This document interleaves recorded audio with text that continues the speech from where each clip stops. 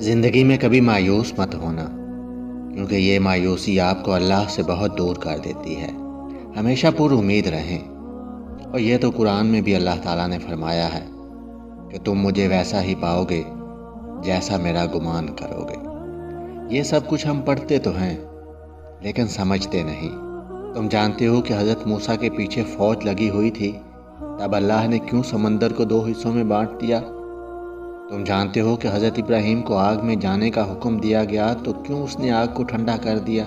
تم جانتے ہو کہ کیوں اس نے حضرت یوسف کو کنویں میں بھی پالا؟ کیا تم جانتے ہو کہ کیوں اس نے حضرت ہاجرہ کو صحرا میں بھی زمزم دیا؟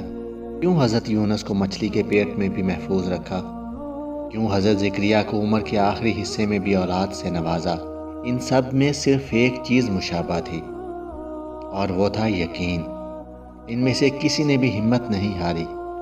انہوں نے یقین رکھا کہ خدا راستہ نکالے گا، اور دیکھو خدا نے راستہ نکالا۔ وہ سب اس پر یقین رکھ کر آگے بڑھتے رہے، اور پھر اس رب نے بھی انہیں مایوس نہیں کیا۔ اور توکل تو ہے ہی یہی کہ راستہ نہ ہو اور تم کہو اللہ راستہ بنانے والا ہے، اور جب تم اس کا اچھا گمان رکھو گے تو یقیناً سب اچھا ہی پاؤ گے، اور پھر دیکھنا وہاں سے راہیں نکلیں گی جہاں تمہارا وہم و گمان بھی نہیں جا سکتا۔